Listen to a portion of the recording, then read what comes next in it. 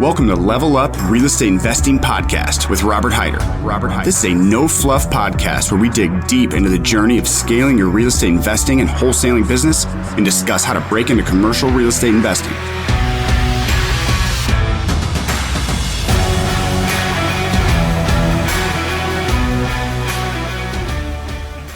Absolutely.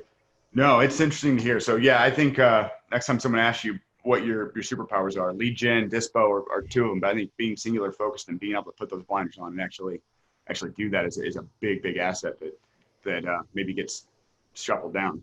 Probably, and something else I should mention too, Rob, and I sorry to cut you off. I feel compelled to say this. We did not jump into this being singularly focused. Thank you for highlighting that. Thank you. We were taught by the market to be singularly focused, and the way I think we started doing flips and sub twos and rentals, and we had a development deal that we fell flat on our face on and lost well over 120 grand in this development project, right? And so we've been taught, and if you don't, and again, God bless those who can manage it. I can't. I'm not smart enough to manage it. So all we're going to do is focus on one thing and be really, really good at it. No, that's great. That's great. That's a learned superpower, maybe. I learned superpower. Yeah, that's right. Yeah. Well, hey, that's how it works, right? Because yeah, we made that same mistake. You know, we would go to all these mastermind events or all these kind of events. We're like, man, these guys are doing this and they're able to focus on this, or these guys are only having to work 25, 30 hours a week.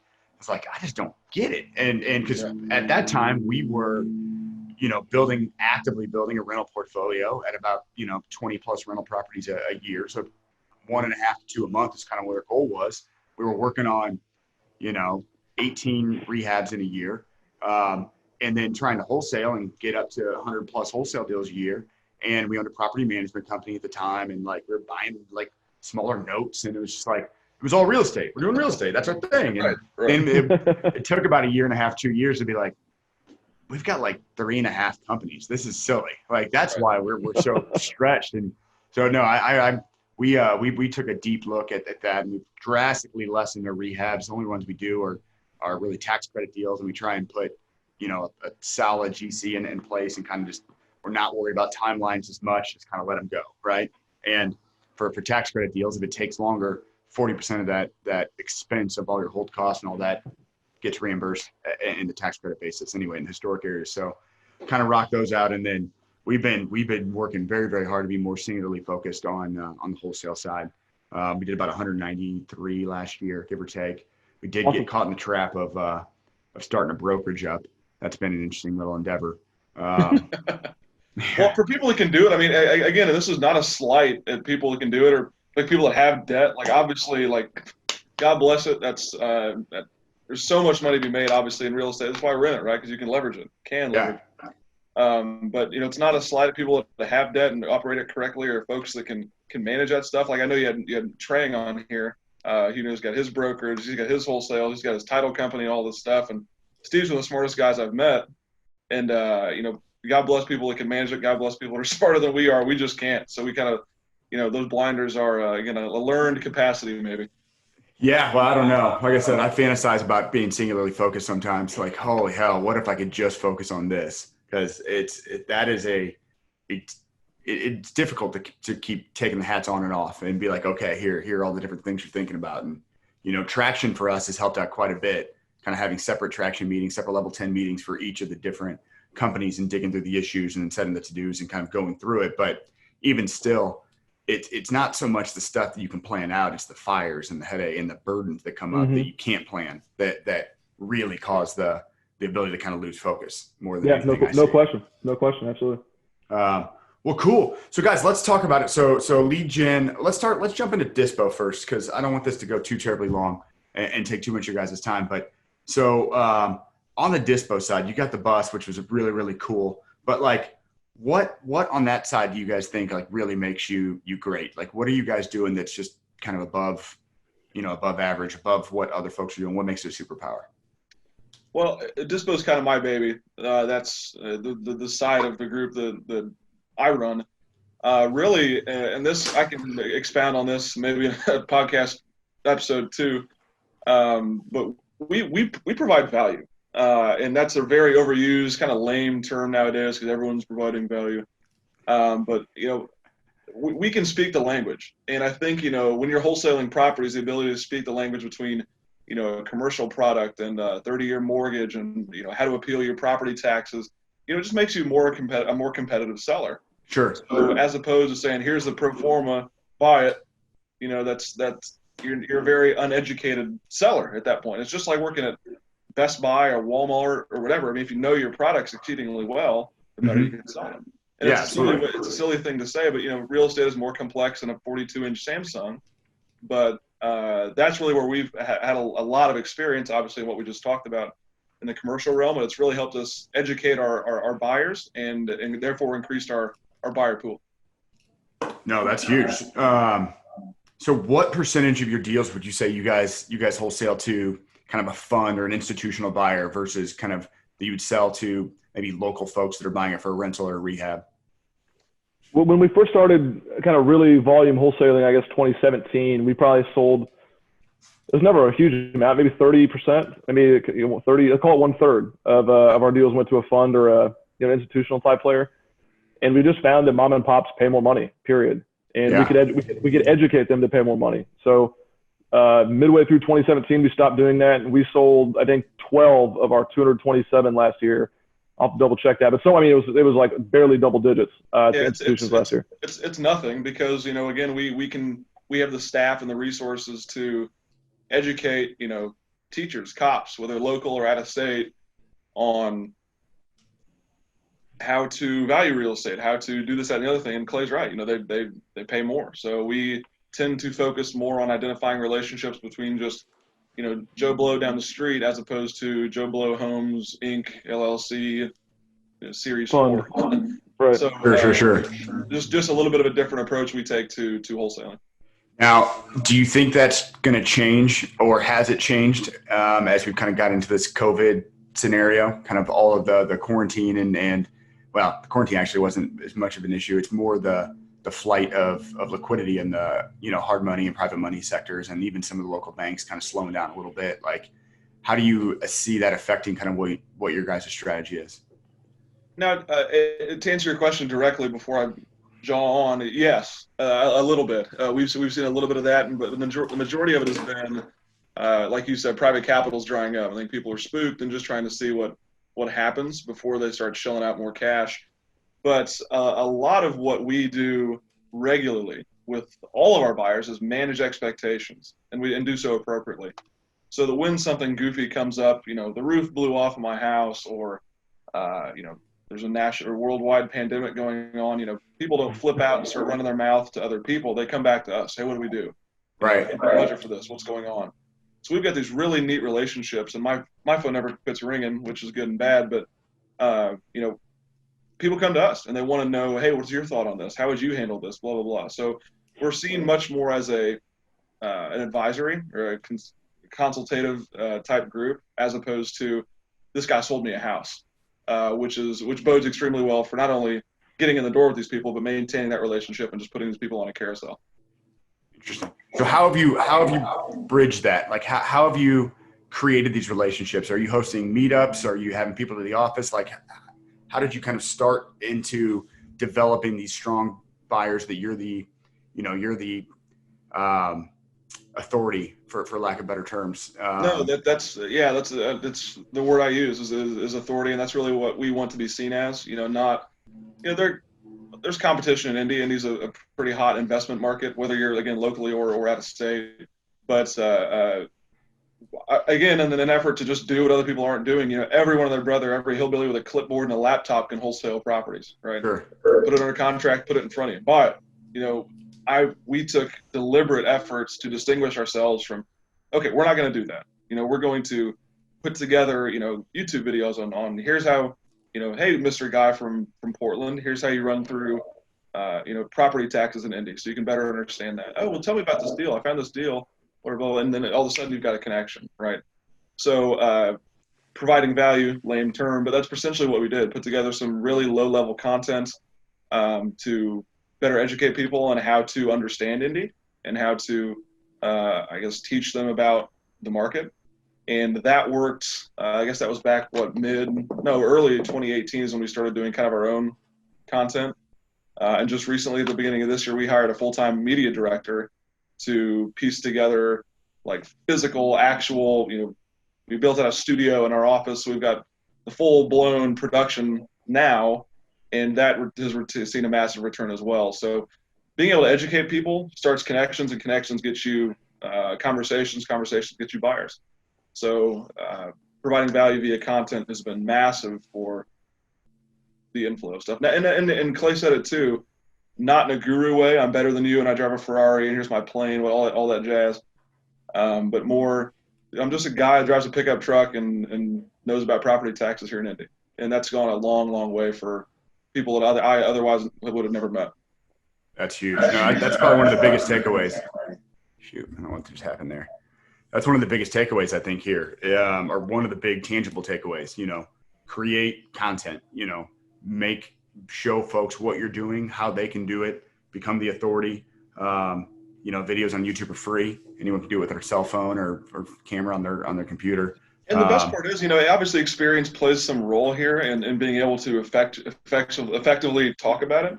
But how you do property taxes in Missouri or St. Louis City, St. Louis County, Marion County, and Indy, it's all online. It's not like this is some hidden secret. Learn about it, understand it, put it in practice, and showcase it. And all of a sudden, it doesn't matter if you're some sexy wholesaler with a big office and a staff, or no one knows, no one cares, right? If you know what you're talking about, you'll get some respect. I think it should be said too that it may be, I'll say it plainly, it's impossible to run a business of our size and do this level of media content creation and also cultivate relationships by working 35, 40 hours a week. It's just not possible. I mean, you can't. Right. And so I know Emily, my fiance Diana, get really, really tired of about 8:30 p.m. Eastern time, because that's 5:30 West Coast time, where we've got to hop on the phones and computers and start banging people. We've got to be cultivating relationships at 8:30 at night, because that's when West Coast people can talk. Mm-hmm. So if you want to be the rich landlord on the beach sipping a Mai Tai, that guy doesn't exist, by the way. But if you want to be that guy, I would encourage you to not get into this level of business. It's just not feasible. Interesting. No, that's good stuff. Cool. Dig into the media director. How did you guys come to that conclusion? That's an interesting concept. Yeah, so I think with every question we get asked, just assume that what exists, we don't want to do it. Max Maxwell's a good friend of Clay and I's, and Max made the decision to essentially hire some dude to follow him around with a camera like 3 years ago. And everyone knows Max Maxwell's name now, right? Max Maxwell's the dude. He's got killer content. Mm-hmm. But Max provides some tangible stuff, but more or less, is in that guru space to some degree. And I wanted to be the guru, if you want to call it that, of providing tangible value in Indianapolis. So we made the decision. Clay and I were sitting drinking beer. We were at Mashcraft. When was that? That's a common denominator for us. Yeah, that's when decisions get made. It must have been October, November this past year, and just said, look, I mean, let's just literally no one else is doing it, and I think that's what settled the argument. So we said, let's just see what happens, and we lucked into a really cool referral we got. Some dude that was from Chicago, and he came down here, and Ryan's just been a godsend for us. Now you can use all the preparation opportunity, all the business cliches all you want, but Ryan was just plain luck. I mean, that dude was lucky as all hell. So no, that's awesome. Ryan's got his own little studio we built out. We spent a bunch of money on him and on the studio, and we just given him all the tools he needs to make cool, fun, engaging content for, not current clients but prospective clients, just the same. And it's he started in January, and his returns already made itself back. So it's a really neat thing to have, just to, again, serve as an authority, and it's worked very well. No, that's awesome. That's so cool to hear. Well, cool. So jumping into the lead gen side. Well, actually, but one more thing on the dispo side. So when you guys are bringing deals in, they're getting under contract on the purchase side, and you're saying, okay, let's get into the dispo. So is a majority of the time, do you know who that buyer is going to be, like, as that deal comes in? Or are you shopping it out to a group and trying to get the best price, or kind of what happens after that deal comes in on your dispo side? Yeah, we don't do highest and best offer. Never believed in it. We just in an effort to make sure everyone feels warm and fuzzy about working with us. First person to come with the money wins. So we don't shop it around in that regard. And most of the time, Clay's going to smack me for saying this, but most of the time, not all of our deals make it to our marketing blast. I mean, we have oftentimes a massive enough buyer pool with people who I trust and have spent a lot of time educating and cultivating, and I know they've got the cash to where it's like, look, here you go. This is it. That's what we've been talking about.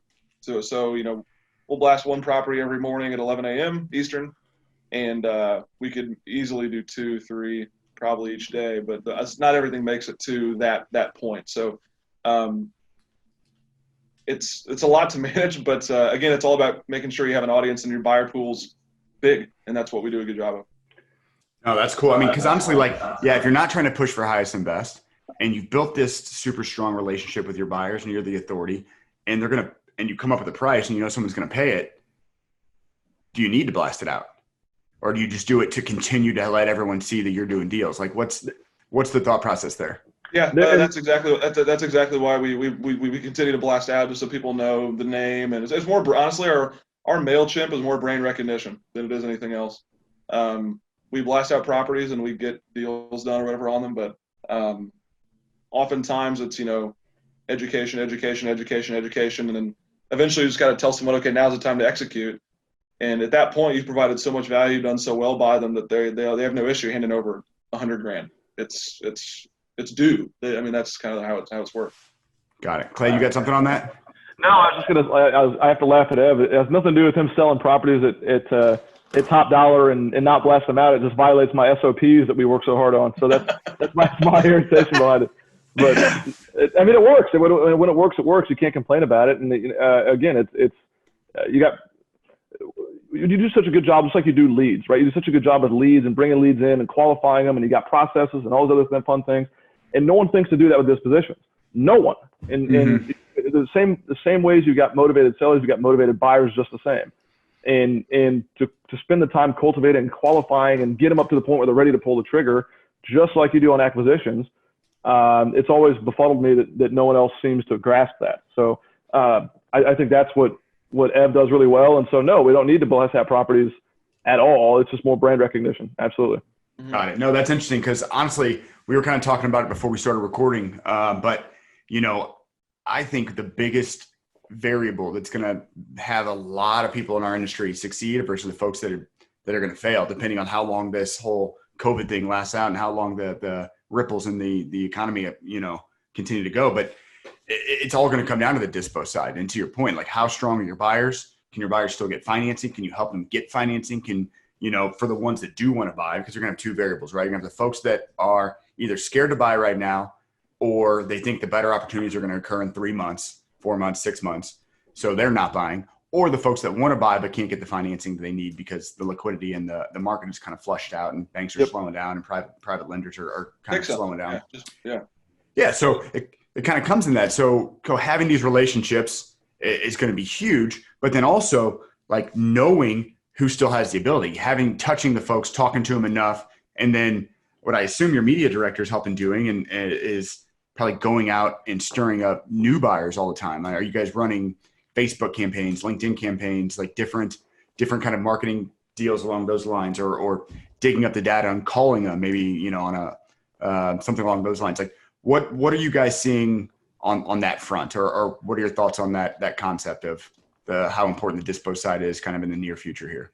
I completely agree with your sentiment. We talk about this daily. I think everyone in our industry, everyone always talks growth, and people rarely talk about survival. And that's where, a lot of people, particularly folks that have extended themselves on a leverage perspective or, gone kind of out on a limb with some expensive fancy lease or something, or even just human capital in their office, having a lot of overhead, it's not something we have or believe in.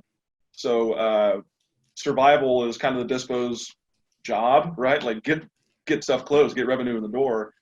And it makes me grateful that we have a lot of tools in our arsenal to make that happen. And you're exactly right. Ryan's gig as our media director is to piece together creative, engaging content where we can run campaigns or whatever to bring about, just people that are raising their hand. It's exactly the same as acquisitions, leads, right? Hey, I'm interested in buying property. Boom. So, Clay always educates our sales guys on, and Josh, our director of operations, all the time, build rapport, build rapport, build rapport. And that's where our disposition side comes in. I mean, how many people are taking their clients to coffee 2-3 times a week? How many happy hours are you hosting for potential buyers? I know you guys do. How many times are you traveling out to see people from out of state? You know, it's all things we do, and we do a lot. So we're building a massive amount of rapport for these buyers, just like sellers, so that when the time comes to sell or buy, we're the first phone call. And that's where we're different, just because we hadn't seen that in our space, and still to this day continue to not see it. No, that's huge. I mean, that's a big piece of kind of what's going on right now. I mean, we felt it. You know, we have not focused on dispo as much as we should. Certainly not as much as you guys have, right? But at the same point, I think we're still kind of in that upper 5%, because I think a lot of folks got super lazy as the economy's been good. You know, bring deals in, there are always buyers, right? Yep. So they haven't had to work very hard.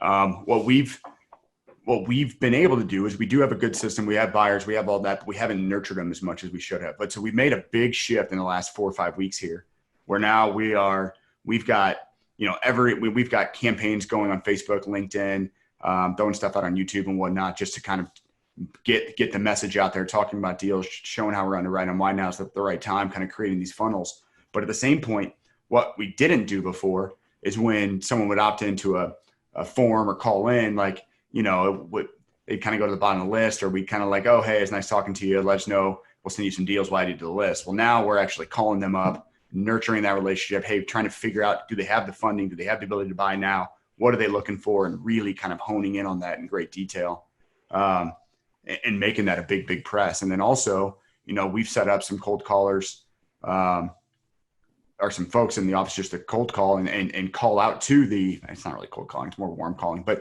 calling out to the buyers and kind of retroactively, like warming them up, figuring out who's still buying, who's interested, when will they be interested, what are the asset types, and just really, really kind of tightening up our kind of dispo CRM, for lack of better terms. Who wants what can they afford, what can they do? And then been making a really, really big pitch or push to tighten up the amount of data that we provide on the properties, you know, better underwriting on the assets. They really understand kind of what they're getting if it's a rental, for example, better photos, better video walkthroughs, you know, better understanding of what it would look like in different financing scenarios, and just trying to provide a better package to buyers, knowing that there's going to be different folks now coming into the market than we're buying before. Yep. And that's super impressive. And honestly, it's important. And I think, you know, if there's one thing to take away from my input on this call, you know, Clay has almost nothing to do with the disposition. So as I wake up, Clay, or you're coming. Yeah. You know, it's simply the ability to, you know, build rapport with buyers and make sure that you know everything about them, much like we do with sellers. You're already doing it. If you own a real estate company or a wholesaling company, or even if you're trying to get started from your freaking basement, you know, you're trying as hard as hell to build rapport with these sellers. You got to do the same with your buyers, man, because people aren't going to just, well, they might if you get lucky, but you get a 10x, 20x better chance on someone executing if you spend the time on them like you do sellers. And so I think that maybe the difference would be that the sellers are oftentimes so removed from real estate. They don't know real estate. They've never sold real estate before, right? So you have to educate them, and you're the authority to them, right? You're not going to be an authority to these big time buyers walking in, you know, acting like you know what the hell you're talking about. You've got to be educated, and you've got to know exactly what terms to look for, things to say. And because they're going to know pretty damn quick if you're some one-off hillbilly, you know, trying to sell them some shit. You've got to be sharp. I think that's something. Again, going back to our background at the you know, commercial real estate, being able to talk the terms, that is only, you know, credibility as far as they're concerned when it comes to talking to us. 100%. Yeah. I mean, it takes 10, 15, 30 seconds to realize if someone knows what the hell they're talking about or not. Yeah, you can know real quick. Well, those 30 seconds make or break the deal. I mean, 100%. Yeah. I'd probably take it for granted too, given that kind of similar background kind of coming through this, and just assuming that most of the folks out there understand what we're talking about to the level that we are, versus, you know, a vast majority probably don't. They're just out there slinging deals, not really knowing, listening to low level, you know, low level podcasts. I can sit here and puff myself up. This is the last thing I'll say about this. I can sit here and puff myself up all day long about how great dispo is and how good we are at it and how successful it's been. But man, a struggle for us has been, you know, kind of letting the reins go a little bit. I still handle the day-to-day dispo on our end. And, you know, that's a struggle, because the person who I want to come up and replace me to a certain degree, you know, they got to know what I know. They got to be able to speak the way I speak, and kind of, you know, that's what I've built up my client base to expect. Mm-hmm. So if I bring in some hilljack off the street just trying to sell stuff like some car salesman, yeah, ain't gonna fly. So that's been a struggle for us a little bit. That's interesting variable. What do you do when you do hand over the reins? Like, what do you do at that time? What fills that gap? Well, honestly, looking forward to this. Yeah, Clay's licking his chops over here. This is literally a conversation we were having less than 12 hours ago. 11:59. Really, it's more business development at that point. I'd like to be responsible for being the chef in the kitchen and not necessarily the server, if that makes sense. So I'll sit there and stir up the pot, make the soup, and then just entrust someone who can go out there and then sell that soup to someone who's in the cafe. So it's more business development, furthering Ryan's mission in the marketing, and really keeping a bunch of hot leads up all at once, as opposed to being the guy that has to crank out a call, like Clay said, at 9 o'clock because someone just opted into a form to introduce myself and get a better understanding of what they're looking for. So it's not hugely scalable, much more scalable with another person, and that's really where we're headed. Got it. Very cool. Well, cool. Let's jump into the lead gen side. Clay, what have you guys been doing on that side that's kind of, you know, above and beyond what you think the competition's doing, and kind of what makes it a superpower for you guys? You know, when we first started, and we can talk about the future. I'm not sure how much time we have, but when we first started, you know, we were sending out postcards, and we'd send out, you know, 1,000 little postcards a month. And I came from a data background. I worked at a hedge fund, right? So if you don't know your numbers, then your ass is going to get fired pretty quick. So I always came from a tracking perspective and knowing how well things are operating, right? So mail started falling off the map for us 2018, maybe early 2019. And so we were pretty early movers on the cold call train. We were really pretty early movers on the PPC train. That was back in 2018 too. But what made us successful in any of these things, anything you do is going to work. You got to know what's working, if that makes any sense. So you have to be able to track it and then improve on it. And so many people just hire some third-party PPC operation and say, okay, go. And then they turn their mind off and go work on something else. And that's lunacy, in my opinion. So what started off as just a single operation sending postcards. Now we have a big call center. We do a lot of SMS, outbound texting, still PPC, but not as much on that. And we're starting to dabble in some other cool stuff that like smart TV, YouTube ads, things like that.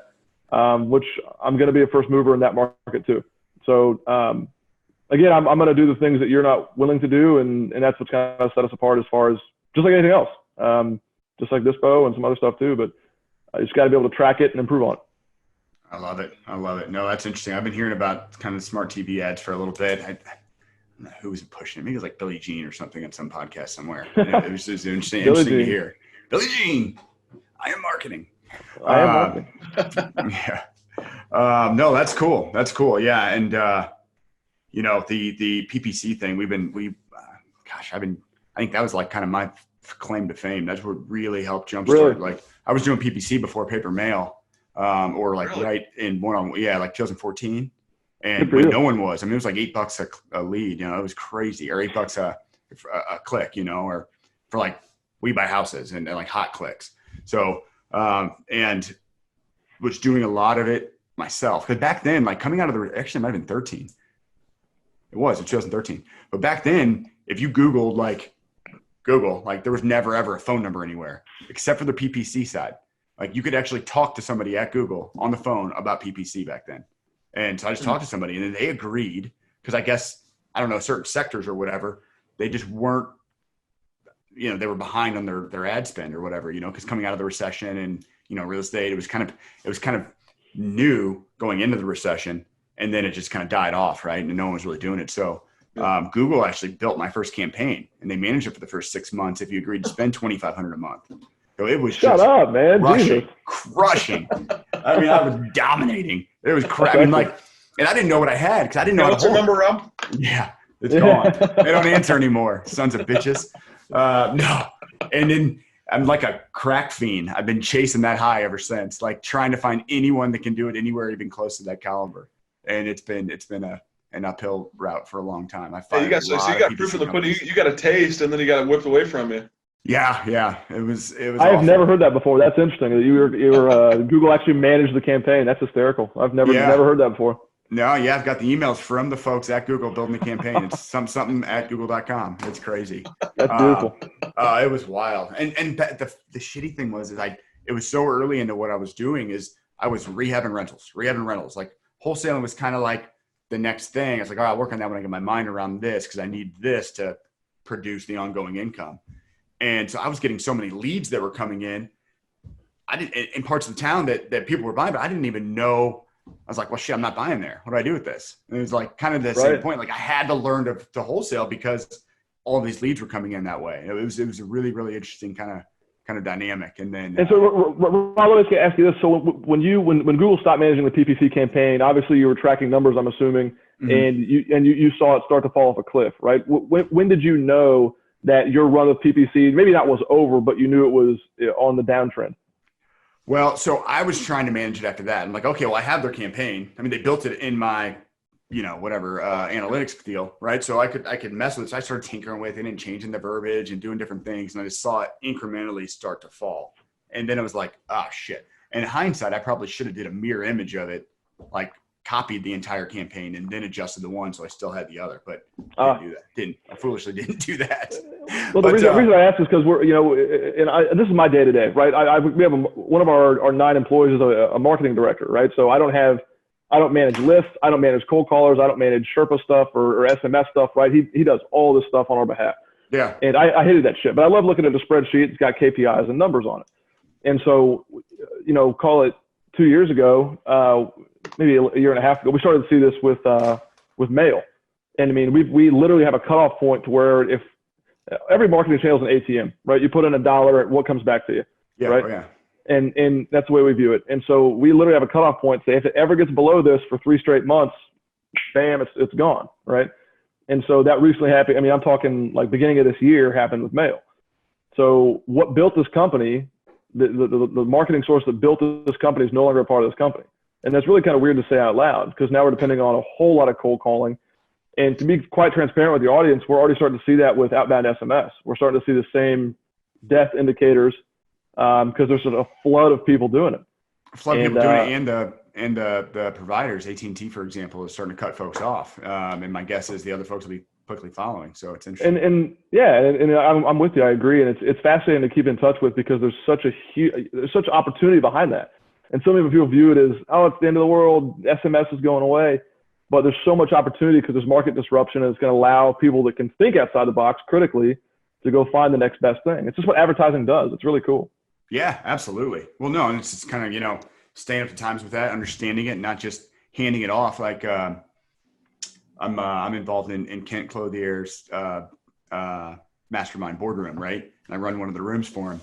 And I'm in this room and everybody is talking about how they have other people, third-party groups running all of their marketing. And it just, for a wholesale company, I mean, it blows my damn mind. Like, yeah, PPC, it is super, super in depth now. Like the level of sophistication that it takes to really run a campaign is drastically different than it was 5, 6, 7 years ago. So really it's like managing the manager more than anything, right? But outside of that, whether it be text, cold calling, paper mail, door knocking, whatever your channels are, to having a third-party group that does it in mass, like manage it for what wholesaling is, just a sales and marketing business, right? Then houses are just the asset. It could be a car, it could be fucking anything, But to hear that it's a sales and marketing business and then you're outsourcing the marketing piece and you have no understanding of it blows my damn mind. And to your point, it's like there will be shifts, and guess who's going to be the slowest to react, slowest to adjust or pivot when there's a shift in any way? Well, the folks that don't have any damn clue or are handing it off to a third party and hoping the leads are going to continue to come in. That's something else we learned, man. That's something else we learned. And I've learned it the hard way, and I would encourage your audience and anyone watching to just make sure you're not asleep at the wheel. And if you are, you're going to get your ass whooped. Yeah, 100%. I've been there. Yeah. I've been there. I'm laughing now. It wasn't funny at the time, but it wasn't. It's nice to reflect. No. We kind of the same thing in paper mail. Paper mail has been a very, very difficult channel for us to really get going the last like 3 years. It worked 14, 15, 16, and then not, it's fallen off drastically. So yeah, we made that adjustment pretty heavily. No, that's interesting to hear. Well, guys, we're coming up here. We got 5 more minutes to talk about note purchasing. You guys got 5 more minutes? Sure, man. Baby. All right, let's do it. So obviously my biggest passion is the note purchasing side, commercial back note purchasing. You know, we'll do residential note purchasing if we can do it in bulk, but that's kind of the big thing. I think there's never been a better time than what we're about to kind of come into. You know, the CMBS or the non-recourse kind of life company or even private non-recourse debt market has really gotten out of hand, specifically on the apartment side, but really on all asset types. You know, you're hearing 70, 80% LTV on retail centers that are anchored by a Dollar General or something that has 7 or 8 years left in the lease, right?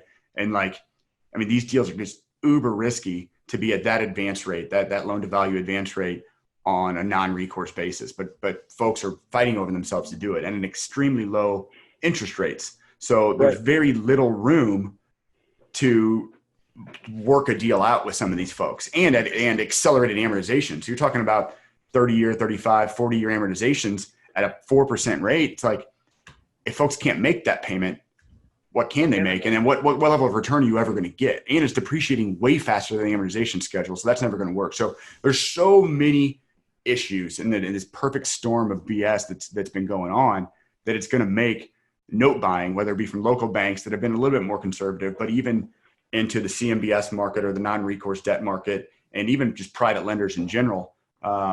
I think it's going to be one of the biggest opportunities in the next, you know, probably 6 to 24 months that we've seen in a really long time. And I'm really excited about it. But, and I don't talk to many folks, especially like on the podcast, but I don't talk to a whole lot of folks that are kind of in the same residential industry that you and I are in, but also have the kind of commercial real estate, or especially the commercial real estate finance background that you guys have as well. So what do you think about that? What are your thoughts on kind of where the market is and where the opportunity is here in the next 24 months? It's always interesting that I'm a huge fan of lending, right? I love private lending. I love lending my money on real estate deals. Huge fan. Second to that, I'm a huge fan of when banks get scared, because banks live life not scared. They make non-scary decisions. They make, you know, everything's collateralized in the real estate world. And so it's very rare for banks to get scared. And you can tell pretty damn quick when banks start to smell, you know, fear. And it was just this past week, I think, that Chase raised its FICO standards and its down payment, I guess, banking requirements for FHA loans. And I think maybe all loans. I'm not even sure what it is. I think maybe it might be everything at Chase. But it's starting to happen. And so I think now is too early, but I think now is the perfect time to be preparing for what that is, because banks are going to get scared. They're going to not want to take properties back because that's going to kill values, and they just want to dump paper to where if you've got cash sitting on the sidelines, you want to take a hell of an asset at a hell of a discount, it's going to be a huge I don't want to keep saying the word huge, but really maybe an unprecedented level of discount, within the next, call it, year. So I'm really excited. I think maybe more so than the community banks. I think the mega banks, the Chases, the Wells Fargos, are going to get absolutely fucking blasted. Mm-hmm. They're going to get blasted because they need to maintain liquidity, and they're not going to have it. So that's exactly why we're keeping our powder dry. And, we think this is an excellent opportunity, not just for notes, but for the assets themselves. I mean, there will be some banks that take these things back, and you can't continue the scalability or the sustainability rather of, trading a 100-year-old apartment building for, 4.5% cap rate in Indianapolis. Yeah. So, people are going to get burned. Banks are going to take it back, but more like Clay said, I mean, the paper's going to be wildly valuable. And I agree with this sentiment completely about the mega banks. I mean, you're hearing about stuff like Wells Fargo being insolvent actively. I mean, to the point where they're not being able to meet their obligations on some of their SBA programs. It's happening. And I think, folks who understand how the system works, even to a very mild degree, can see that there's, we're sharks and there's starting to be blood in the water. So certainly something to keep eyes on. We're licking our chops. Absolutely. Well, and the best part is you hit on a really key point. I don't know what's going on with the mic here, but you hit on a really key point there, right? Where it's not necessarily just the notes, but also the assets. But the best part, I think, about the note purchasing side, if you can master it, if you can get it down, is that even if you only wanted the asset, you get such a head start on understanding the quality of the asset, the underwriting of the asset, everything about the deal by analyzing the note, not buying the note, waiting for the bank to take it over, and then jumping into that point because you're on second while everyone else is still trying to get out of the dugout, you know. Right, and that's precisely what I guess the strategy would be. I mean, I think the rudimentary folks would say, okay, just wait on this to go up for the bank to take it back, whatever. But if you're sitting there underwriting the thing anyway, you know what that trigger point is, that execution price needs to be where you're licking your chops already. So I mean, you're right. You're running second while everybody else is up there taking pitches. Yep. No, and it's going to be really, really exciting. I don't know exactly where the opportunity is going to ride. The mega banks are going to be a big piece, no doubt. And then how to get in front of them. I think it's going to come from all angles. It's going to be really, really interesting. Because I'm looking forward to it's sorry to interrupt you, Rob. The multifamily, the sexy multifamily guys making podcasts and going ape shit for the last 2 years. I'm looking forward to owning your building here in the next 2. So that show's going to be fire sale, and I'm going to be the proud new owner of at 50 cents on the dollar. So looking forward to that. Yeah, the folks that are buying at 5 caps with value add perspectives, they're going to raise rent $300 a month by putting a pool. You're going to buy the building, Rob's going to own the note, and it'll just be a fun little thing. Like Meg, Clay, rent's due. Let's do it, man. Payments due. No, I'm messing with you. No, I love it, man. I love it. I think you're onto something. There's a lot of these apartment gurus that have there's no place owning and putting these syndications together and buying these assets at these silly prices, and they're getting financially incentivized all along the way, right? Yeah, they take a fee for doing the deal. They take a fee for managing it, even though they're managing the manager. They're taking a fee for this and for that, and the deal, like, it probably wasn't going to work to expectations anyway, and it sure as hell isn't now. And they didn't have the experience to really manage the manager as well as they should have out of the gate in good times. Now you throw in a bunch of adversity. It's going to be really, really interesting. And find us an asset, man. We'll do a JV on the deal because I can't speak highly enough of that opportunity. It's not going to be a sexy asset, but you're talking like the $2 to $5 million, those little 60 unit apartment deals. Fuck yeah. Yep, sub 5, class B-, right up my alley. That's where I want to be. Well, cool guys. Well, I greatly appreciate it. Anything else you guys want to throw out there before we conclude here? I end all my little talks, whatever. Clay and I had the opportunity to speak at the Academy of Finance at the University of Indianapolis not too long ago. It's something we like. Clay's wearing the Greyhound shirt. That's why I thought of this. But I got kind of bombarded by a teacher we had in high school who asked us to speak. She's like, if there's one thing you could tell anybody, what would you say? And I always feel weird saying it like I'm this like gray hair, a super experienced guy. But someone much smarter than me and much, much richer than me told me once that there are 3 things to make yourself valuable in any real estate transaction: time, treasury, and talent. And find one of those 3 things you can actively contribute to. And if God forbid you have all 3. And if you're in that position where you have all 3 or 2, the more T's you got, the better. But find one of those things that you can hone in on and dedicate a lot of time, a lot of money, or a lot of talent into something. And that's when you can really take off and start contributing actively to building your real estate business, building your own balance sheet. Love it. That's a great way to end. Clay, can you beat that?